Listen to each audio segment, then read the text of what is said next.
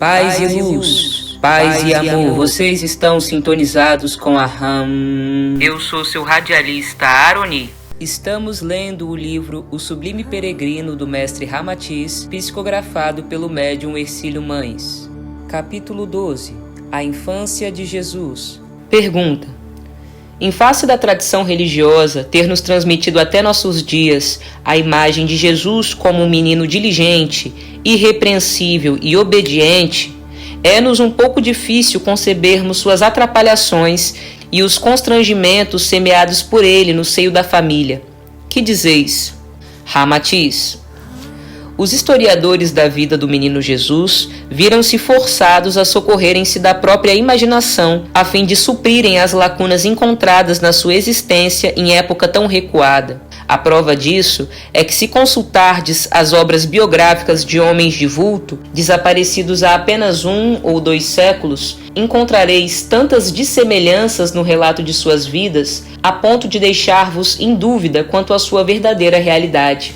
Imaginai, portanto, a dificuldade de serem ajustados todos os pormenores e as minúcias da vida do amado Mestre Jesus, que, além de ter vivido há 2000 anos em época de poucos registros biográficos, os arquivos que poderiam conter algo a seu respeito ainda foram destruídos e incendiados quando da invasão de Tito em Jerusalém.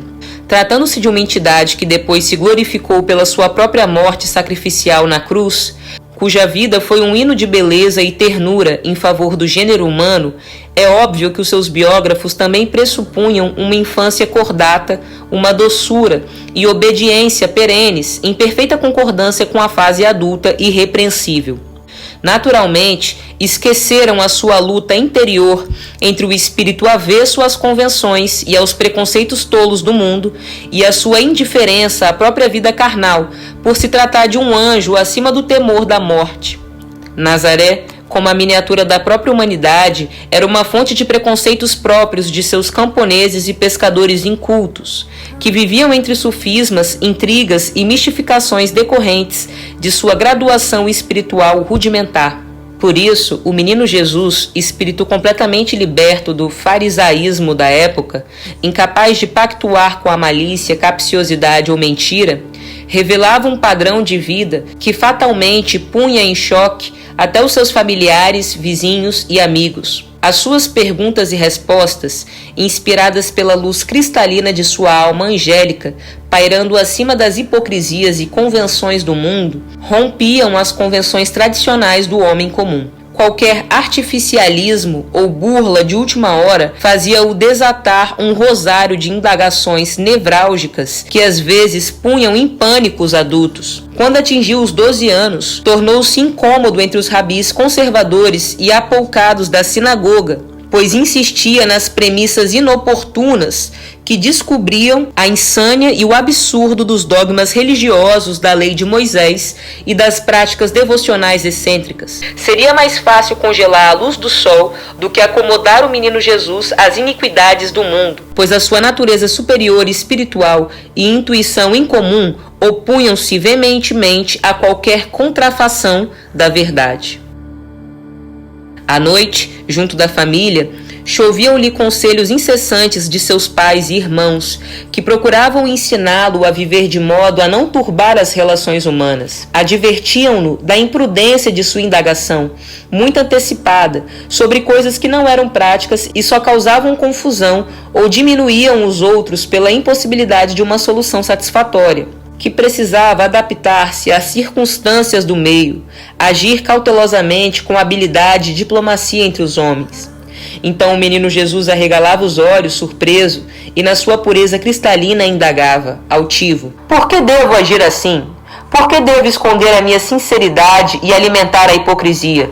José e Maria, espíritos benfeitores, mas emoldurados no cenário convencional de sua raça e seu povo, pressentindo por vezes a justeza do modo de agir de seu filho Jesus, que era certo no falar e digno no agir, mas impossibilitados de convencê-lo com os argumentos do próprio mundo onde viviam, então se contentavam em dizer-lhe, à guisa de solução: meu filho, assim é o mundo, e nós não podemos reformá-lo.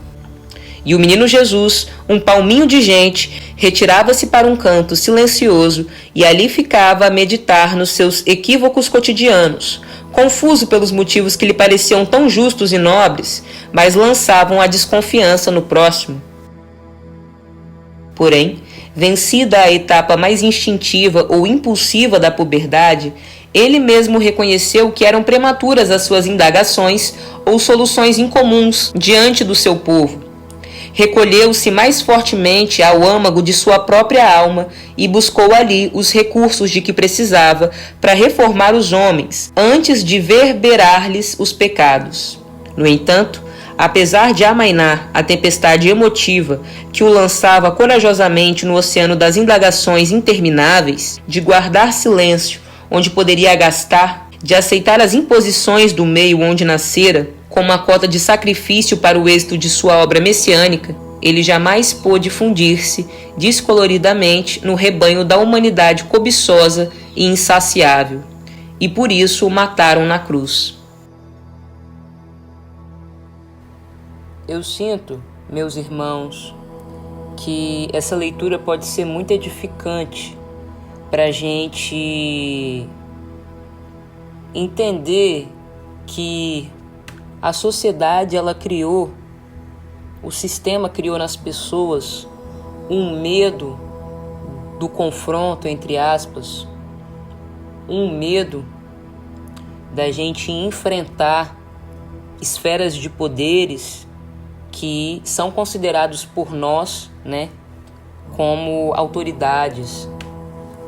Veja, Jesus, ele confrontava os rabis da sinagoga, ele confrontava adultos, ele não tinha medo, ele carregava uma verdade, um senso de propósito profundo, e ele não estava nem aí se ele era criança, ele não estava nem aí se no inconsciente coletivo daquele povo, uma criança nunca poderia agir daquela forma que ele estava querendo agir, que ele agia. Sabe? Ele não estava nem aí para valores nenhuns que foram e que são propagados para a gente em coletivo até hoje. Quando eu era criança, isso de você contestar um adulto e você contestar um professor, por exemplo, não era tão fácil assim. Não tinha crianças que faziam isso. Eu não fazia isso. E eu também não lembro de crianças que faziam isso. A gente aceitava o que vinha de cima para baixo. Tanto de adultos, quanto de professores, quanto de outras figuras, de autoridade, tão facilmente. O que eu quero dizer é, beleza, obviamente Jesus já veio programado, entre aspas, para ser dessa forma. Só que eu estou fazendo uma crítica a nós, nesse momento, a nós, sociedade, por não sermos mais como Jesus era. Porque a gente tem medo hoje, a gente aceita tão facilmente o que vem de cima para baixo, o que eles colocam numa televisão, o que eles colocam no computador, o que eles dão pra gente consumir, o que eles dão pra gente comer, o que eles dão pra gente de informações, do que é isso daqui, de como a gente tem que viver a nossa vida. A gente aceita tão facilmente tudo isso. E cara, já é hora de percebermos que fomos enganados, na moral. E vamos voltar nos grandes mestres, sim, para ver como eles agiam lá atrás e o que eles estavam tentando nos dizer, para ver se a gente aprende, velho. Jesus, ele era corajoso. Ele ia pro debate com os adultos e ele não abria mão dos seus valores para se apagar no que outras pessoas estavam dizendo que tinha que ser, a forma que outras pessoas queriam que todo mundo vivesse suas vidas. Ele não deixava isso acontecer. A força de libertação espiritual dele, a força da consciência dele era tão grande, ele tinha tão mais conhecimento. E o aprendizado que fica pra gente é exatamente esse, que tudo bem a gente ter se permitido em algum momento da nossa vida, durante um tempo da nossa vida, se afogar nas tramas da Matrix. Tá tudo bem mesmo, sabe? Você em vida, em consciência, descobrir que você está numa Matrix e sair da Matrix é a coisa mais difícil que um ser humano pode fazer hoje. Porque sair da Matrix implica muita coisa, implica um renascimento de dentro para fora. entendeu? Porque a Matrix te deu um ser, ela fez com que você desenvolvesse uma máscara ali, uma personalidade falsa para você sobreviver lá dentro. E quando você sai, essa máscara cai contigo, ela sai, ela não serve mais. Você precisa se descobrir, né? Você precisa se desnudar para si próprio, porque você está dentro de você, você já é. Você precisa só despertar para quem você é. Então, tudo bem, que tenhamos coragem para atravessar esse processo. E que tenhamos coragem de debater e enfrentar e de confrontar paradigmas que realmente são obsoletos. Que possamos aprender com os grandes mestres, com sua audácia, com sua ousadia, com sua coragem para confrontar o sistema. Jesus morreu por nós, morreu pelo propósito. Eu sou seu radialista Aroni, vocês estão sintonizados com a Rádio Andrômeda, na Marie, câmbio desligo.